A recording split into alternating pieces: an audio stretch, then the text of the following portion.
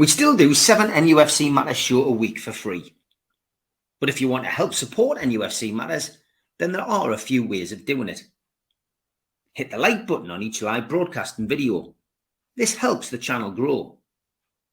Hit the subscribe button and select the all notifications bell so you don't miss a single show. If you want to help us financially, then you can join the channel using this button with the membership starting at $1.99 a month.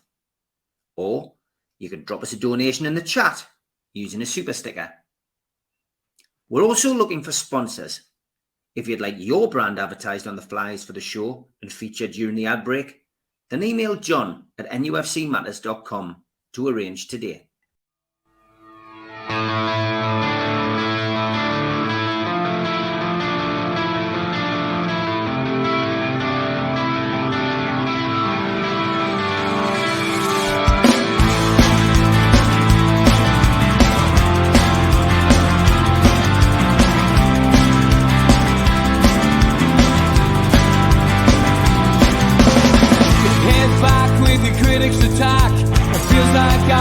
Talking to myself again, but it's the only way you're ever gonna learn. You look back and it's all in the past. I'm dwelling on the thoughts I cannot say to you.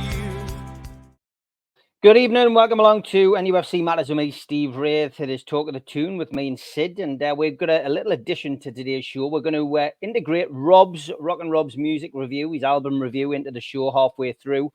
We just thought with the stuff that we're going to do with Sid over the shows, it was nice to invite Rob in and be part of it as well. So, Sid, welcome. How are you?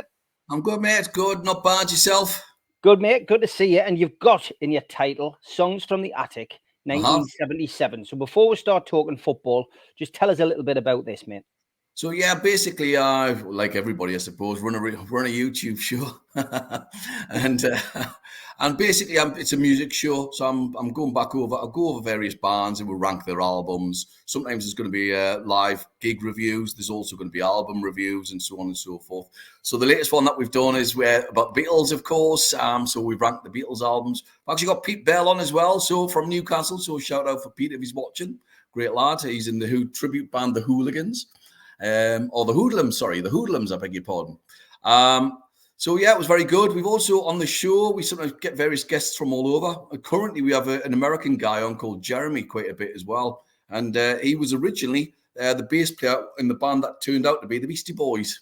So that's quite interesting. And he also took the photograph for the Paul's Boutique album for the Beastie Boys. He's a great lad as well. And he's in New York. So I'm actually going to meet him later on in the year when I'm over there. So, yeah, it's great fun. I mean, obviously, because of my age and the demographics, most of them will be sort of older artists. We've covered XTC, we've covered Susie and the Banshees, Kate Bush, Genesis, Roxy Music, etc., Madness. But there will be newer bands as well, like Fontaine's DC and I say newer, the Arctic Monkeys have been going for about 20 years. But, you know, there'll be bands like that as well as a few more modern bands as well. Okay, and that's basically what we do. It's just good fun, and people to send the lists in. Some people get really irate and leave really nasty comments, but most people are pretty spot on and all the rest of it. You know, it's just good fun. Okay, so songs from the Attic. It's called. If anybody 1977. Yep. So if anybody wants to subscribe to that, please do. What I'll do is as well, I will stick it. I'll make it easy for people, but it's there we go. Songs from the Attic 1977. That's your easy to follow address. Just type that into your browser and you'll be able to find it. I did the jam I think on there, which was probably about a year and a half ago now that I did that. Yeah, it's about that, I would say so, yeah. And that's still all right. And the good thing about this is, I think your first show last week, I think you hit over 2,000 views. So well done to you on coming on to here. Now, those 2,000 people who watched, and hopefully will watch again on this pre-record tonight, if only a quarter of you go and subscribe to Songs from the Attic 1977, that will get that channel, Sid's channel, up to 1,000 subscribers. So please do that. The 1,000 subscribers is a big milestone for anyone joining YouTube. It means you can open a whole host of new things on there. So please give it a sub. Get yourself over to Songs from the Attic 1977 It's well worth watching those videos when you got a spare time as well. Some great stuff up there. I think there's over 30 up there now. So get yourself onto there, give it a sub, and help sit out. Thanks for doing that. If you've done it, promotion, Steve. Yeah, well, listen, that's what it's all about, mate. Scratching people's backs. But let's get on to football. The FA Cup, mate, and yeah, listen, that was a great result. I don't care what anybody says. It wasn't a masterclass. It wasn't a wonderful performance. First half, a little bit subdued. Second half, more like the Newcastle United we know and love. 2 goals, one from Longstaff, who probably had his best game for a while. One from Dan Burn, who scores key goals in cup games. He's got a history of that now in a black and white shirt, which he'd be proud of. But 2 great goals for me, and team goals, a clean sheet. Dubravka doing his bit as well in the game. Overall, I was delighted, and I think really as well it quieted a few of the doubters, including Marco Silva, who was whinging on about playing with 10 minutes in James's Park, and Newcastle United didn't deserve that 3-0 result. It would have been a different game if we'd had our men on the pitch. Well, there you go. We've come to your place. We beat you 2-0, knocked you out the cup. End of story. But look, we're through the 5th round, and a decent draw as well. Yeah, a cracking draw, actually. And despite what other people may think, I want Blackburn. And I want Blackburn just because more fans get to go to the game. So, yes, the romances of it all is you want Wrexham. And tell me if I'm wrong, and somebody will, and I'm sure I probably am. I'm sure we got knocked out by Wrexham in the late 70s, and Bobby Shinton scored. We did. Signed him. I'm sure we then signed him. He had... probably along with Steve Bruce, the worst nose in football. It was over there somewhere, wasn't it? And I think if I remember, was he our top scorer one year with about 7 goals? It was him or Alan Shoulder. Yeah, you're right.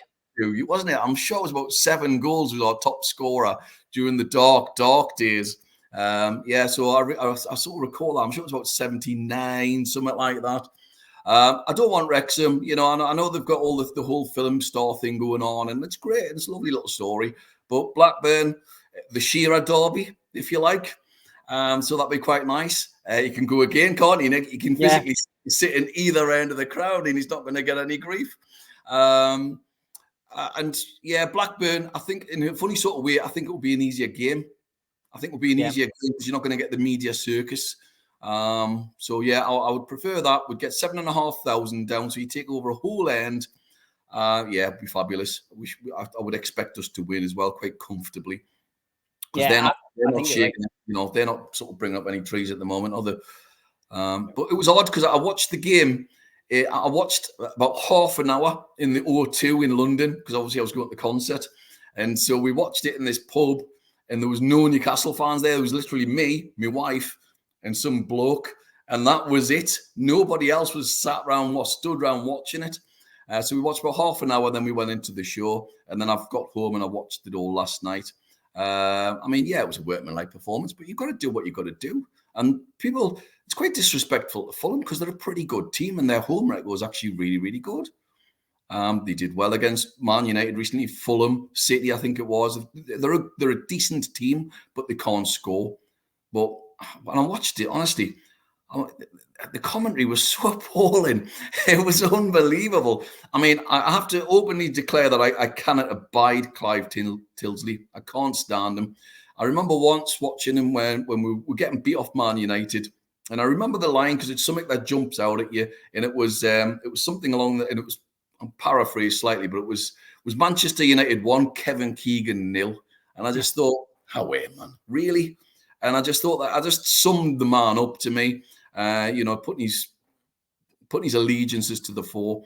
And then Lee Dixon, what was going on there? It sounded to me like they basically told him that instead of his usual wage, they were putting him on minimum wage for the night.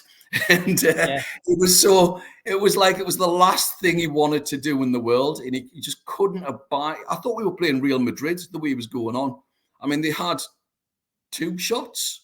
Yeah. I mean, Dubravka pulled off a fantastic shot, well done to him because I think he's really coming into form and his footwork's excellent, actually. He's really, really good with his feet. Some of his passing was tremendous. Doesn't come off his line, but really, really good with his passing and a good shot stopper. And, terrific. He's doing really, really well. He's really coming into form. But that was it. That's all he had. They had nothing. And Newcastle could have scored 3 or 4 times. I mean, Murphy arguably should have scored earlier on. It's hard. It's hard to say we didn't deserve to win. We weren't great, but we played well enough. And both goals were good. I mean, I really enjoyed the second one in particular. The header was terrific by Botman. It was a really good save by their keeper. And Dan Burn did what a good player should be doing, and he was following up whilst their players were busy just watching what was going on. So, yeah, good workmanlike performance. Well done to the lads. Terrific performance. And obviously a massive shout out to the crowd, because the thing that jumped out watching it on TV was how loud the away fans were. I mean, they just dominated the whole game. You just heard them throughout. Couldn't hear Fulham at all. So, yeah, well done. Terrific. No, I would agree, mate. Very happy with the performance. You mentioned Blackburn and hoping that you get them in the next round. I've got to be honest, I do as well. It's an interesting statistic. Out of the last 10 FA Cup 5th round ties, we've played them 4 times in that stage of the competition. Yeah. The most recent visit to Ewood Park was in 2019. That was a 3rd round replay, though, which ended in a 4-2 win for Newcastle. Sean Longstaff was among the goal scorers that particular year. But yeah, it's an interesting stat. I guess TV would want the Wrexham Newcastle game basically because it would be a massive, banana skin for Newcastle, of course, but also because of the respective owners, Hollywood versus Saudi. They'd also put it on at 8 o'clock so our fans couldn't get home as well. No doubt about it. Yeah, of course, they'd want all of that, wouldn't they, and they'd give it the whole moral outrage as well, without a shadow of a doubt.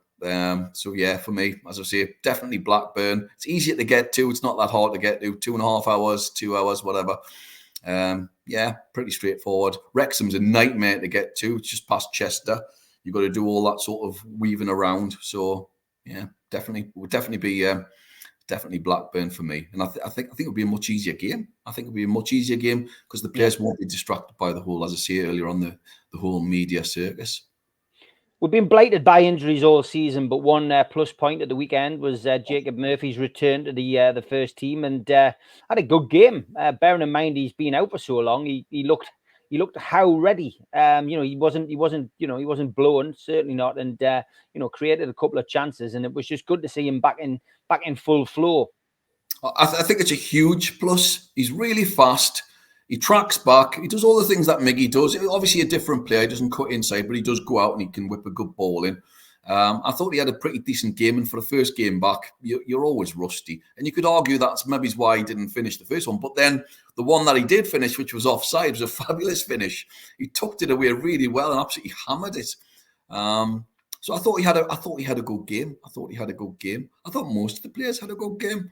There's nobody jumps out and you go, oh, he was a nightmare. I mean, when I first watched the first bit that I watched before I had to go into the gig, we were looking at Burn and they were targeting them for the first 20 minutes or so. And I'm thinking, there's a gap on the left. There's definitely a gap. And I keep harping about the number 6 thing. And I'll harp on until it eventually happens or doesn't. But they just flick the ball over the top. And then there's a big gap and Burns sort of isolated a little bit. So I do feel a bit sorry for him. And there's often a 2-on-1 and he's having to decide which way to go until the other players catch up. But he was the only one up to that point I thought was struggling. And then after that, he played really, really well. So nobody had a poor game. I thought they all played pretty well. My man of the match was Botman. I thought he was just absolutely rock solid. Gets the ball, passes it around, does some really good challenges because he's got one of those tacklers, isn't he? You just think he's got past you and he just sticks out a leg and just knocks it out. He's a terrific player. I know the analogy with the Rolls Royce gets used a lot, but he is, isn't he? He's a top pro player, So yeah, good game. Just a very, very professional performance. And that is, for me, obviously the league's got to be important and we have to really push on, but it's got to be a real priority, doesn't it? The FA Cup, when we mentioned this last week, it has to be a priority. We just got to try, you've got to go and try and win it. There's not many teams to fear. I mean, my big, as I was saying last week, my big worry team of all the teams is always Liverpool. And I think Newcastle can also almost put it down as the benchmark. The minute they start beating Liverpool, and I've mentioned this one on a regular basis, is when Newcastle have finally come of age as a team and they finally made it because they're the team who who've got the worst record against. I mean, that goes right back to 1974. That's the first game I ever remember watching as a little kid, was the cup final. And up to that point, Newcastle had won more trophies than Liverpool. Mm-hmm. And everything died, just went like that afterwards. We went one way and Liverpool went the other way. And they're the only team that I fear. Yes, City, great team, obviously, and you don't want to get City away from home. But at home, I think we can beat anybody. But my worry is Liverpool. After that, I don't think there's anybody else to worry about with regards to the rest of the competition. And I think we have a real chance. Yeah. I tell you what, sorry, Steve. No, go on. One other thing I wanted to point out was noticeable how none of the big teams drew each other yesterday in the draw. I thought that was really odd. And I was praying that Liverpool would get Man City or something, None of them drew each other. Not one of them. Yeah, it was probably the most uneventful FA Cup draw that I'd ever seen. Yeah. We were out last in the fourth round draw. We're out first in the fifth round draw. But other than that, no real excitement, no big games. And like I say, there's probably only Wrexham Newcastle, if that was to happen, would be considered a game worthy of television coverage. But yeah, pretty boring cup ties. Notts Forest Man United is a potential. Man United got through, of course, yesterday by the skin of their teeth, but Notts Forest have to win a replay. They could get through. That's potentially another game, only because of the connection of those two teams. And Cloughy, when Cloughy was manager, there were good games. Forest versus Man United. Both teams were in the same league back in the day, and it was. I'd fancy Forest to win it at the minute. So yeah, me too. Yeah, I would agree with you, mate. I would agree with you. Only controversial decision in the FA Cup game was the from Longstaff's goal. It came from Bruno. Lee Dixon, which you've already mentioned. Trying to insinuate it was a handball. I mean, that was never a handball. I mean, not in a million years. I know VAR and rules are difficult to understand. The offside rule is more difficult now than it's ever been. But the handball rule is simple, and it just didn't hit his hands. Yeah, well, it was hard to tell. But he didn't. The rule is it didn't hit. If it did hit his hand, he didn't then go on and score. If he did, then it would get disallowed. So it was accidental. It was not much he could do. It was literally a yard away or so. So it's an odd one in it. The handball rule, and I know Shearer keeps going on about it as well, needs to really be very, very clear. It's just strictly deliberate handball, and that's it. And I think that's fair enough. That's not a hard choice. Unless it's deliberate, it seems to be preventing the goal, and you're 10 yards when it hits you on the arm. Then I think you've got a chance to move out the way. Well, in this case, no, I don't think there was any real gripes at all. Apparently, Silva walked out of the press conference with regards to it in a huff again. And you're thinking, well, what did you do? What did you do in your whole game? Absolutely nothing. Absolutely nothing. So you have no right to really sort of storm off in a sort of tizzy. It's just take it just take it. Just accept it, Yeah, fair. That's nothing to say about it. Youngster was on the bench. Travis Hearns. Joe White, of course, returned from his loan spell at Crewe Alexandra, but was cup tied, so he was ineligible to play. But Travis Hearns didn't get on the pitch. We signed by Newcastle from Shrewsbury Town last September. Another 18-year-old in and around the first team. I know a lot of this has been, due to the injuries. But Murphy was on the bench again. Hearns now. Parkinson was on the bench again.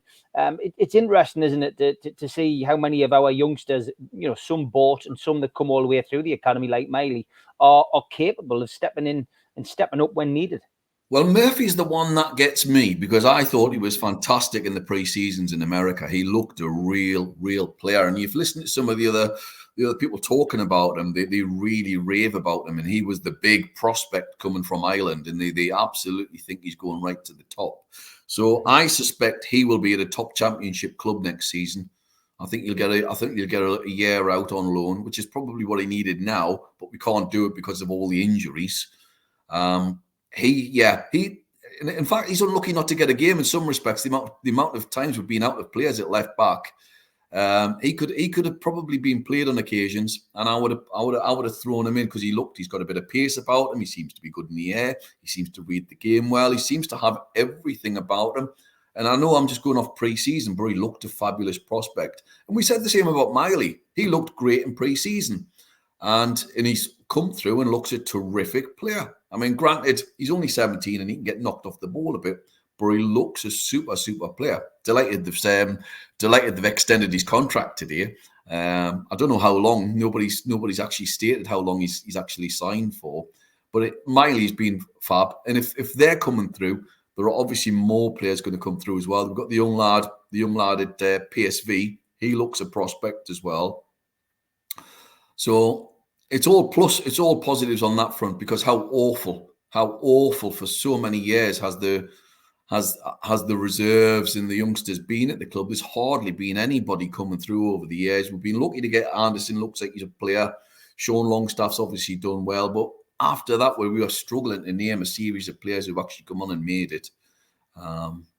So yeah, Minty. Sorry, I forgot his name. Others looking less positive. Qual, is he going to make it? I'm not sure. Will Miley's brother be at the club next year? His elder brother, I'm not sure. He probably will. I think he's of an age where he maybe needs to go now and try and get a career out of football. And that's a good thing about the youth system. Not every player is going to make it, but what they might do in terms of the top level, they might go and play at League One, they might go and play at Championship, and they'll have a full-time career as a footballer, and the club will get a bit of money as well, and it's guaranteed income just constantly coming in. And that's what the likes of Chelsea do so well. And we have to really go down that route. Yeah, you mentioned Lewis Miley. Today, obviously, we're pre-recording the show on Monday. Signed a new long-term contract. Important to tie him down, definitely, isn't it? He's a super player. What was interesting, it was the last game. I didn't realise how quick he was, because he looks quite slow and he's got this weird gait when he runs. It's very bizarre. Like Chris Waddle. Yeah, maybe he's like Waddle. He's got this, it's just, I can't describe it. It's almost like his legs are wrapped up in sort of tape, and he's got this bizarre weird run, like straight-legged. But then he did this sprint and it was lightning quick. And I thought, oh, he's actually got a turn of pace, because our midfield is desperately slow at the minute. And again, I harped on about this last week about how slow Bruno is. I'm not having a go at him. It's just nothing you can do about pace. You've either got it or you haven't. Sean's he's not lightning quick, is he? He's just a moderate pace player. I would like to see some proper pace in the midfield. And that's probably one of the reasons why we're getting done over the top so often as well. And certainly in the middle of the park when they're running through.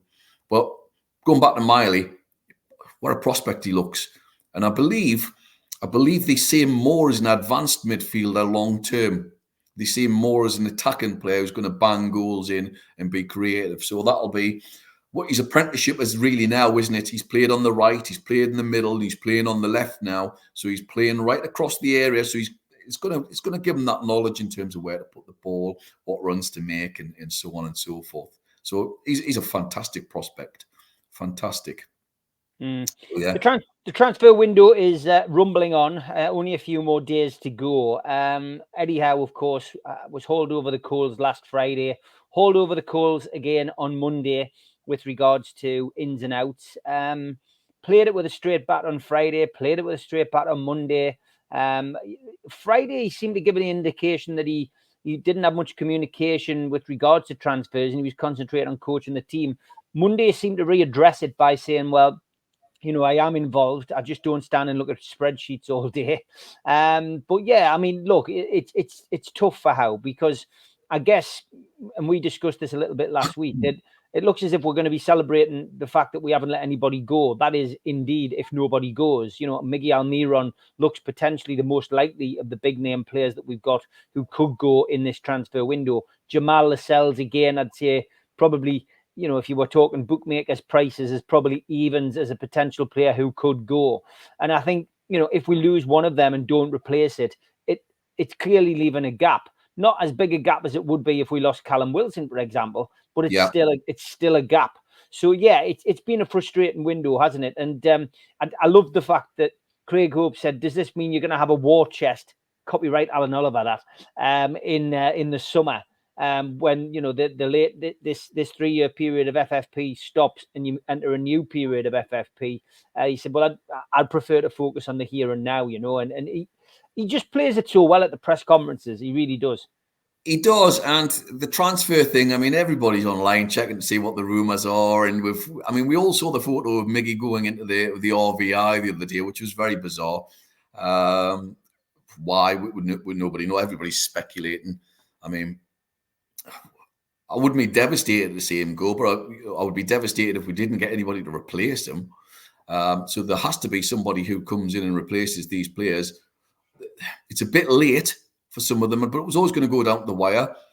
I mean, Wilson's another one. I don't see the point of getting rid of a centre forward if you ain't going to replace him. Wilson's barely fit, unfortunately. He's a top player, but he's barely fit. And again, I'd probably let him go in the summer rather than now. I think there'll be a few out in the summer. Lascelles, again, he's one I mentioned last week. I would probably keep him. I'd give him a year's contract if I'm being honest. I think he's played so well. He deserves to remain around the club. But if he does go, then obviously we give him our blessings and thank him for everything he's done, because he's been a terrific pro. There's never been anything in the press about Lascelles or anything like that. It's always been good. He's always comes across as a top lad as well. But yeah, it's interesting because the rumour that keeps circulating around is Billings, isn't it, from Bournemouth? He seems to be the player that sort of mentioned coming in if we sell somebody.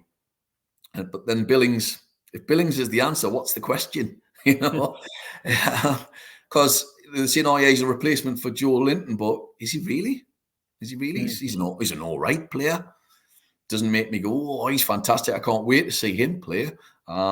And then I've heard nothing else in terms of anybody else. Like everybody, I think half is just made up on the internet, and you just sort of take things with a huge pinch of salt. But Billings seems to be pretty straight. There's been a number of journalists have mentioned him now, so there's probably something in it. And the fact that Eddie Howe originally signed him, although I have no joy in seeing half of Bournemouth coming to Newcastle, you know.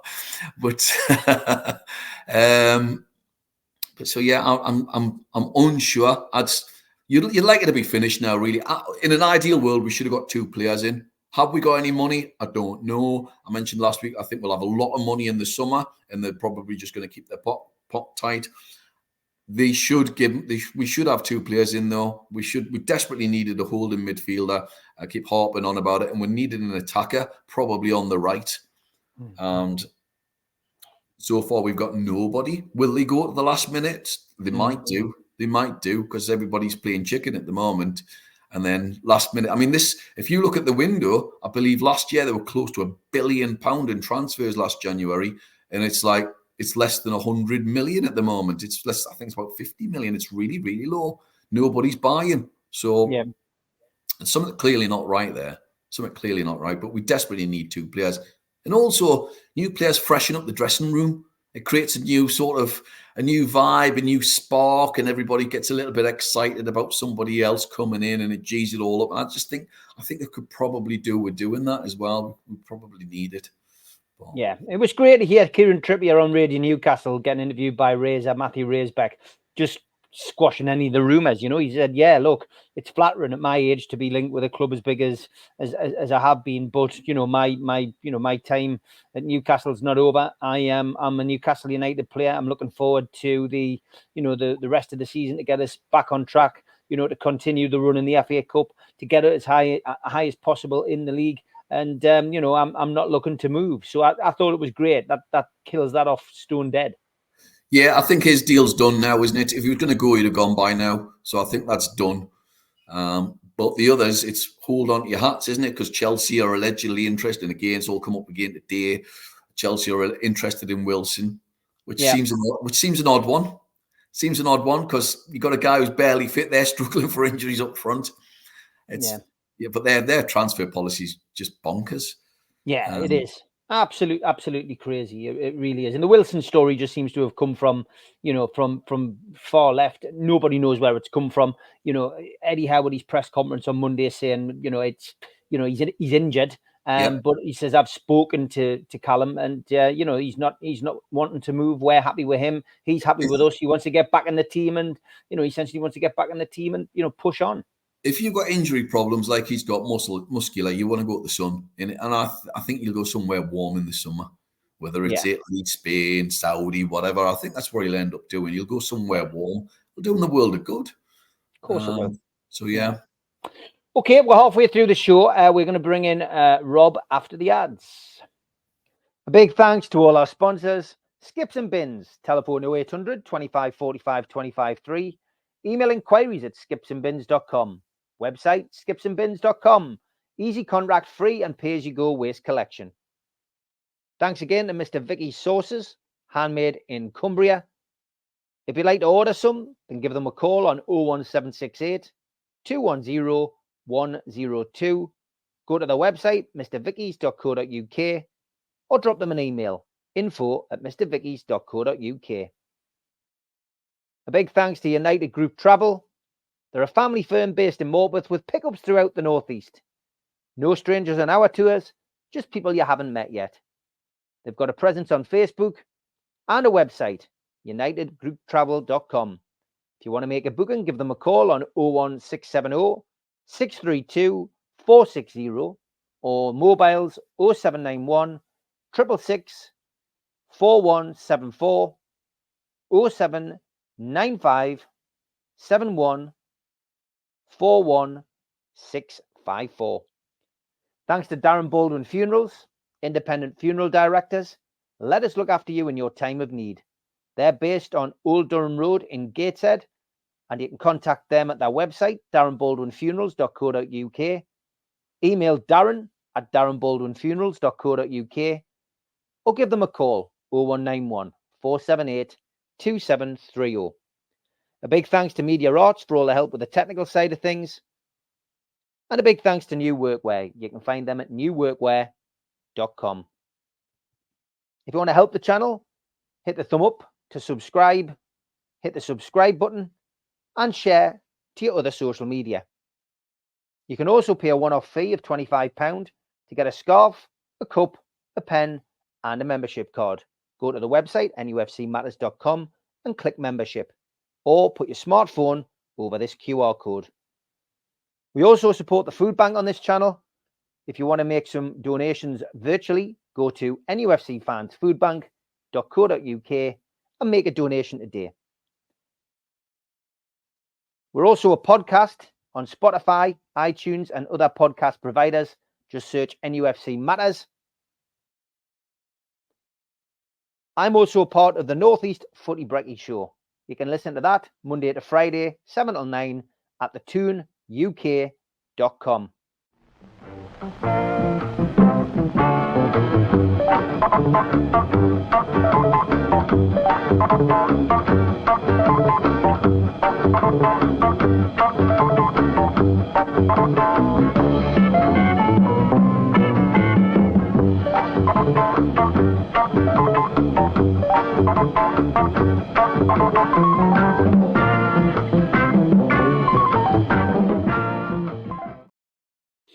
Welcome, Rob. How are you?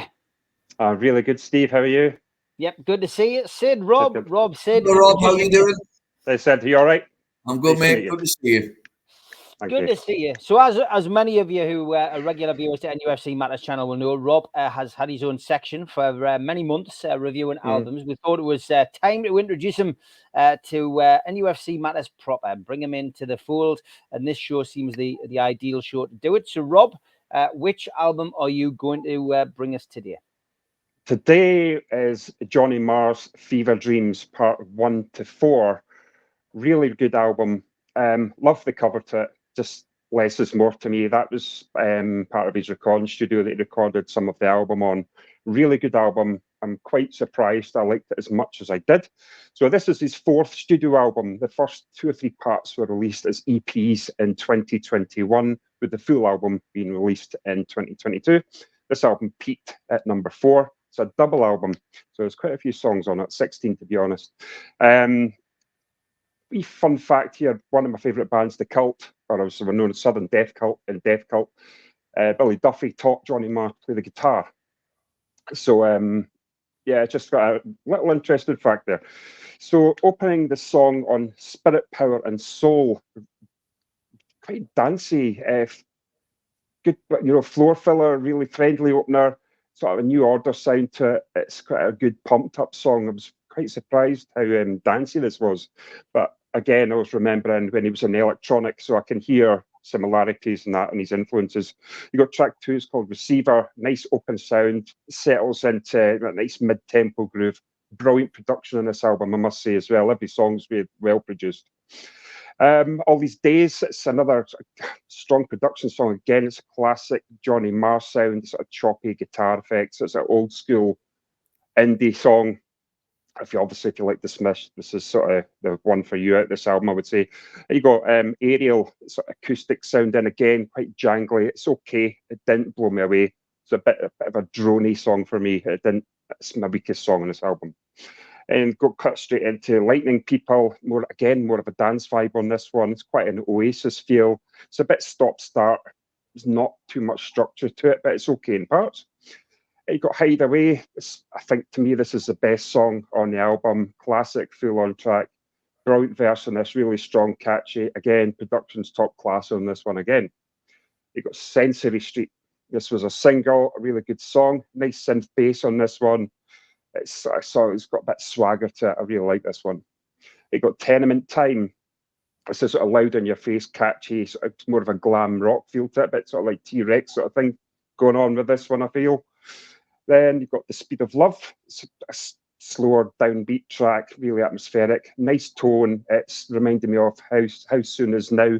It's got that feel vibe to it. You've got Night and Day. So again, this is actually a really happy, upbeat song. So good pop song, good dance song. It's a bit like electronic. It reminds me of the project he done. And you've got Counterclock World, a song of two halves. This one, it's an upbeat opening. It's like Joy Division, She's Lost Control. It drops down a bit at the end. It's okay in parts. I like the intro to it. Rubicon, a short, moody song. It would be a good soundtrack song. And I know Johnny Marr's done a lot of soundtracks. In his CV, again, this is reminding me of that. It's okay, a bit of a filler song though. It's all right though. You've got God's Gift, nice recovery song after Rubicon. I think the album sort of seems to pick up on side 4. It's a double album. It's sort of like they've got a 90s Manchester vibe on this one. It's really brilliant, really breath of fresh air and bring back memories of the Manchester scene. You've got Ghoster. I think this is like the hidden gem of this album. Absolutely stunning. Just go and listen to this song, Steve. It's absolutely brilliant. I think it would have made an absolutely brilliant single. Then you've got The Whirl. It's a straight up sort of like rock punk influence song. Really, really strong song. Brilliant. I like it. One of my favourites again. The final song, track 16, is called Human. It's a really good closing song. Melancholic feel. It's sort of nice to end the song on a really, really good song, because I'm finding that in a lot of my reviews I've done. The sounds pretty tired towards the end of the albums. This side 4 is absolutely brilliant. I'm giving this a 9 out of 10. Haven't listened to much of Johnny Marr's solo stuff. I love the electronic, love the Smiths, but his solo stuff, it's brilliant. I just chose this one just simply because I love the cover to the album. But it's a 9 out of 10 for me. Really, really good review. I really, really enjoyed listening to this album. Great stuff. Johnny Marr, Sid, are you a big fan of Johnny Marr? I am. I saw the Smiths in 1986 at the Newcastle Mayfair, the infamous spitting gig. If anybody was there, they were. It was a great gig. I didn't realise Paul Weller was there that night as well, apparently, and he mentions it in Mojo once. And I was near the front, and it was they'd done most of the set, and somebody started spitting on Morrissey at the time, and basically walked off. And he came back on and said, "Anybody spits on me again, and that's it." And he basically started one song, and somebody gobbed on him. Walked off, and the bloke at the front got his head pounding off whoever was near the front. But it was a fantastic gig, because I went to that gig and I wasn't a Smiths fan at the time, and I came away and I was converted. It was the Queen is Dead tour. It was just fantastic show. Really great, really, really great. His audiobook's great as well. So his book's fantastic in terms of, we talked about Billy Duffy quite a lot. And it's some really, really good stories in it. It talks about the idea that they were going to reform the Smiths. I'm pleased they didn't. And I'm pleased he doesn't really have much to do with Morrissey these days, but that's another issue. But yeah, he's good. His voice is unusual, but he's pretty good. He's pretty good live as well. And he's a great bloke. He's just a great bloke. So yeah, I've got a lot of time for him. Top man. See, you were talking about spitting there. One of my bands I like, The Damned. You've got Captain Sensible. That's why he wears his sunglasses. Right, is that right? To stop that. Yeah. Well, in the old days, Joe Strummer once caught hepatitis through somebody spitting, and it went right down his throat, and ended up in hospital with it, you know. I mean, the old punk days of people gobbing on bands, I did not get that whatsoever. Absolutely vile. Just didn't didn't comprehend that one iota. Apparently, they alleged that Sid Vicious was the man who invented it. Started it. Yeah. Awful. Absolutely awful. That's true. That I mean, Sid with the pogo as well. I think it was at the 100 Club or something like that. And Sid couldn't see the band, so he put his hands on the person in front of him, jumping up and down to see the band and spitting. So yeah, that's allegedly that's how the pogo started as well. Yeah. Classic. I knew you two guys would get on with all your facts and figures on music. We'll get it back to football. Newcastle, of course, with this being a pre-recorded show going out on Tuesday, return to Premier League action at Villa Park on Tuesday night. The game kicks off at the ridiculous hour of 8:15 for live TV transmission. Those of you sitting at home will be able to watch it on TNT Sports if you've got that package. And since a 2-1 win in September 2013, Newcastle have made 6 top-flight visits without scoring. Played out successive 0-0 draws before losing each of the last 4 games at Villa Park. The last Magpie to find the net at Villa Park was Johan Gouffran in 2013. And since then, we've played out 557 scoreless Premier League minutes at Villa Park. The phrase "not a happy hunting ground," I think, was written for Villa Park for Newcastle in recent seasons. Not included in that sequence is the 1-1 draw in the 2016-17 Championship season. Our goal that day was actually registered as a villain-own goal. Eddie Howe spoke today, Monday, that we're pre-recording the show, at the press conference. He said he hoped that Miggy Almiron would rejoin the squad after his bout of illness. Obviously, photographs of him in the RVI led to speculation he could be having a medical, but that failed to be the case. He was less optimistic about the other injury victim, which was Jamal Lascelles. Said that his injury isn't severe, but it will rule him out of this game on Tuesday. Also said that Callum Wilson and Harvey Barnes would both miss out on the Villa game, but wouldn't give a specific time frame as to when those players were going to be back in contention to play for Newcastle United. He then said that Willock and then Elliot Anderson are next down the pecking order for recovery time and coming back into the first team picture. Then Matt Targett, Nick Pope and Joe Linton, they are further back. He did post a little reminder about Bruno Guimaraes. He's just 1 yellow card away from reaching 10 in the Premier League, which of course now triggers an automatic 2-match ban. Anthony Gordon is 2 bookings short of the same punishment. So let's hope that he can swerve that certainly tomorrow and keep yourself in contention for the games ahead. As for Aston Villa, Unai Emery's press conference took place at 2:00 on Monday. Bertrand Traoré is on AFCON duty for Burkina Faso. They faced Mali in their last 16 tie again on Tuesday. And ahead of our visit, Unai Emery's side drew 0-0 with Chelsea at Stamford Bridge in the FA Cup 4th round on Friday night. On the home pitch this season at Villa Park, Aston Villa are unbeaten in all 10 Premier League games. They've won 9, they've drawn 1, 29 goals they've scored, which is the highest total in the Premier League, and 8 conceded at home, which is the joint lowest with Liverpool. The referee is John Brooks. This is his second appointment involving Newcastle so far this season. The last game he took charge of was the 2-1 defeat by Liverpool at St James's Park when he sent off Virgil van Dijk. Brooks was also in charge of last season's Premier League visit to Villa Park by Newcastle, which was a fairly one-sided affair. And on VAR, you either love it or you hate it. You think it's switched off, is Andy Madeley. As I've already mentioned, it's live on TNT Sports. If you want to watch it live in Newcastle, Freight Newcastle behind High Bridge, Pumphrey's in the Big Market, and the Dog and Parrot on Clayton West Street will be showing the game live. So, lads, this is a huge game, not because it's our next one, but this is a chance for Newcastle to close some valuable points back on a team that, you know, is a competitor to their place, you know, hopefully taking their place in Europe. We're looking to end a run of 4 successive Premier League defeats. The last time we were beaten 5 times in the top flight was 2020-21 between December and January. Our away form, away from St James's Park, Eddie Howe's side have lost each of the last 5 Premier League games. That's since a 2-2 draw at Wolves in October. We've not lost 6 in a row on the road since 2015, 2016, which of course was a relegation campaign. So Sid, I'm going to come to you first. Big game for us this. Massive, against probably our closest rivals in terms of where both teams are at.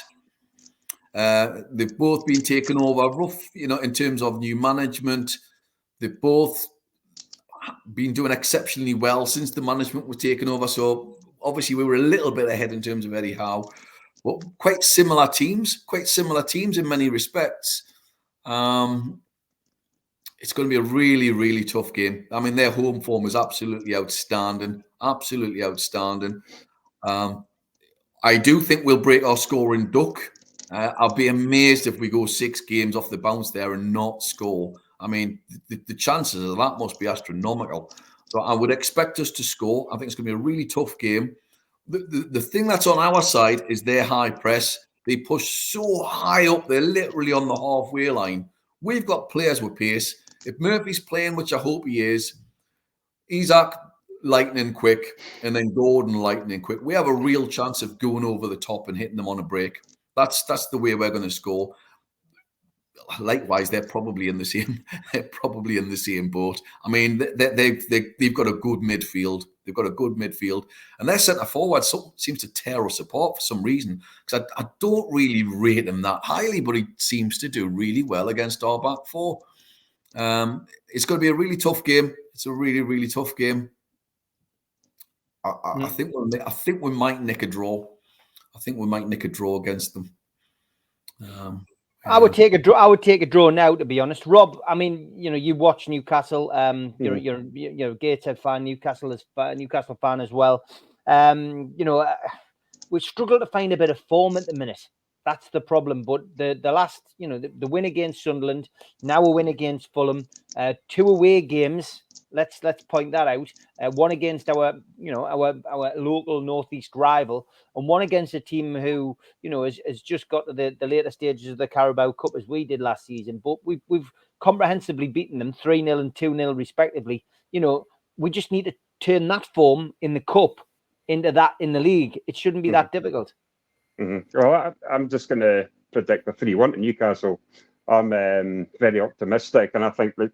Why not? I'm like that. Get the ball down to Gordon, get balls in the box.